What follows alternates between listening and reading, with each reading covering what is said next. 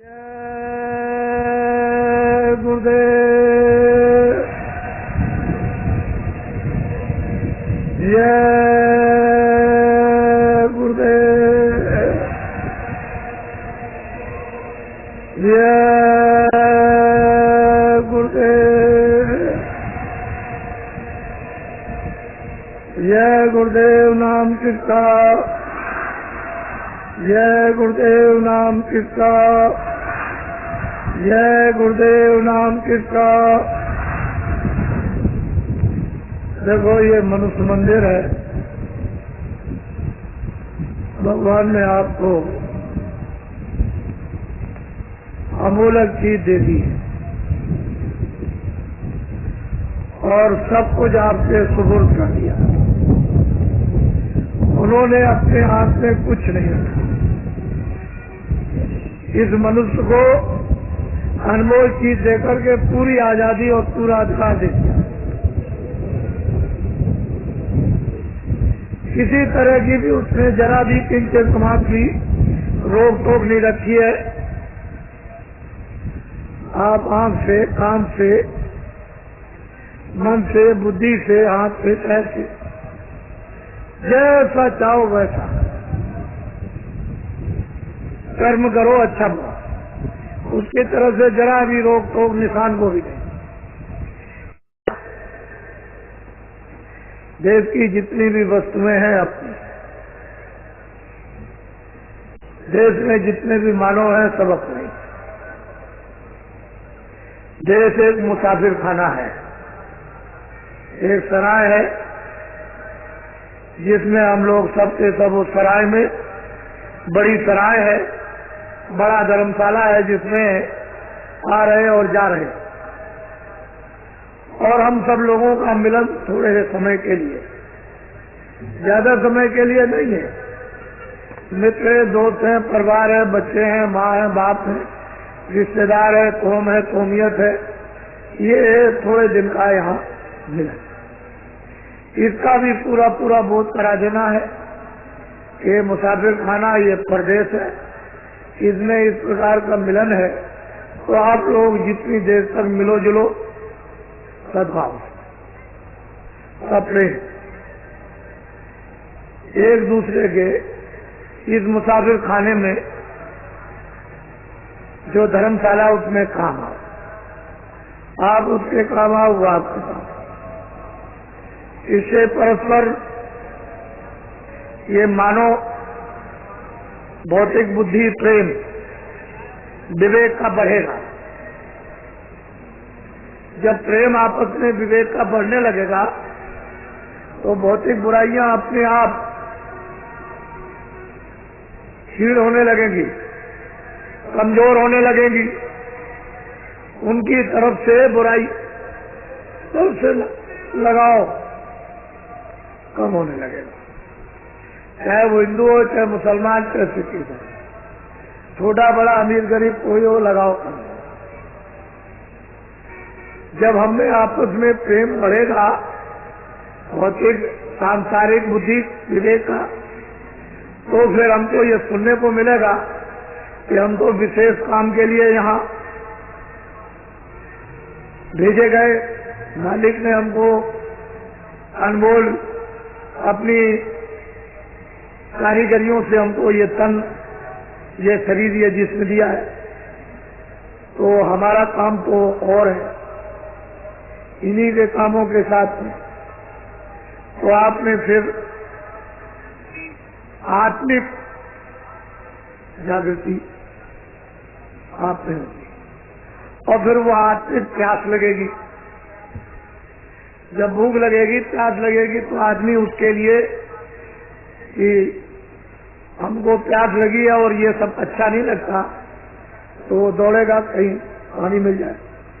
तो महात्माओं के पास में ये जल है, भोजन भी है और जल भी, वहाँ इनको आध्यात्मिक पीने को मिलेगा। उनके पास इसका मुहाना है, स्रोत है, झरना है जो निकल रहा। उस घाट पर अमृत की धारा निकल रही है। पीने वाले पी सकते हैं, लेकिन आपको प्यास लगे तब मुंह बंद किए रहोगे, जबरदस्ती कोई मुंह में खोल करके अगर डालना चाहे पानी को आप बंद कर लो तो कैसे डालें? तो उसे प्यास के कारण मुंह खुल जाएगा। तो महापुरुष फिर शीतल जैसे पपिया होता है, उसको जब प्यास लगती है तो इस पानी से उसकी प्यास नहीं जाएगी, वो घड़ों का घड़ों पी ले, लेकिन वो लेट जाता है पूर्णमासी के दिन और मुंह खोल लेता है कि मालिक मुझे बहुत प्यास लगी है, इस पानी से मेरी प्यास नहीं जाएगी। तो मालिक उसके प्रण को, उसकी तड़प को, उसकी प्यास को तो स्वाद की एक बूंद गिरा देता है, उसके मुंह में गिर जाती है, उससे वो जीवित रहता है। इसी तरह से महापुरुषों के पास जल है, भोजन है, वो आध्यात्मिक। लेकिन आप जब बाहर से अपना संबंध है, बाहर से अपने विचार और काम भौतिक विवेक प्रेम का नहीं बनाओगे, तब तक ये सब आपके लिए शत्रु है, ये चोट मारते हैं। जैसे हथौड़ी की चोट मारी जाती है, ऐसे ही शत्रु की चोट तीखी तीखी मारते हैं। तो उससे मतलब यह है कि शरीर जो है व्याकुल हो जाता है, बेद जाता है और किसी के शब्द बर्दाश्त नहीं होते। लेकिन जब प्रेम हो जाएगा तो सब वही कड़वे शब्द जो मारेंगे जैसे फूल लग रहे हैं, आपके दिल दिमाग पर उसका कोई असर नहीं। इसी तरह का तो असल में चीज यह है कि ये जो प्रस्ताव पास हुए ये काम के लिए, दया आपके साथ शामिल है। वो जब आप चलोगे तो निमित्त मान दिन बन जाओगे, दया काम करें। काम आपका कम और मेहनत कम और काम ज्यादा दिखाई देगा।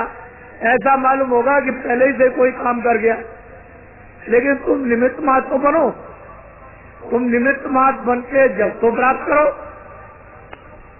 और तुम निमित्त मात्र नहीं बनोगे तो ये बोध और अनुभव कैसे होगा कि आगे कोई काम कर गया। आपने काफले में देखा और लोगों ने सबने कानों से सुना, बुद्धि से सोचा कि लोग बैठे हुए हैं, कहते हैं अरे भाई आपका काफला अब आज आ रहा कि कल निकल गया। चले गए भाई वो तो अभी पीछे आ रहा, अभी तो नहीं निकला।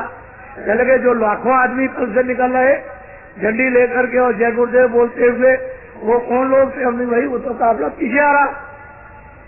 सब लोगों ने सुना काफला पीछे आ रहा। जब आपको ये अनुभव हो गया कि देश के भूत भी प्रेत भी आपकी मदद कर सकते हैं, तो आप ये बात क्यों नहीं समझते हो कि दया हमारे साथ शामिल हो जाए, हम निमित्त मात्र बन जाए, काम करने वाले आगे काम कर देंगे। तुम समझोगे कि ये काम तो पहले ही से तैयार है। तो उसमें आपको ये राज नहीं मालूम। तो अभी जो तकलीफ आ रही है ये 92 का वर्ष है। इसमें विश्व और भारत के लिए इसमें है राजनीतिक तरह तरह के उथल पुथल। ये नहीं कि सारे मुल्क में, सारे विश्व और भारत में, और सामाजिक जातियों का उथल पुथल, साथ ही साथ में धार्मिक, ये सब उथल पुथल होगा। और सारे विश्व में आर्थिक, ये मत समझो कि ये आर्थिक रुपए पैसे का उथल पुथल भारत में नहीं, सारे विश्व में, चाहे अमेरिका हो चाहे रसा हो। आपको तो जरा ज्ञान प्राप्त करना चाहिए। जो इतना कट्टर कम्युनिस्टवाद, जिसके लिए मैं कहता रहा कि भाई चीन भी खत्म हो जाएगा, पहले से चिल्ला रहा, तो ये मजाक समझते थे। ये समझते थे बाबा जी ऐसे ही अंधेरे में कह रहे हैं, ये रसा खत्म हो जाएगा, ये चीन खत्म हो जाएगा, चीन बात खत्म हो जाएगा, ये बात खत्म हो जाएगा, और वो लोग मस्जिद में और मंदिर में जाने लगेंगे और वो लोग अपनी देवी देवता की पूजा करेंगे। तो ये लोग उस समय पर मैं बोलता था तो मजाक समझते। आप इसकी प्रेरणा लो। जो अभी 6 महीने के अंदर में रसा में इतना बड़ा परिवर्तन हुआ कि कल कुछ आज कुछ, और फिर उसके बाद कुछ और उसके बाद कुछ और बिल्कुल खत्म हो गया। तो क्या आप अपने यहाँ नहीं समझ सकते? उसको समझना चाहिए। दूसरे देश की मिसाल अपने यहाँ भी लेनी चाहिए।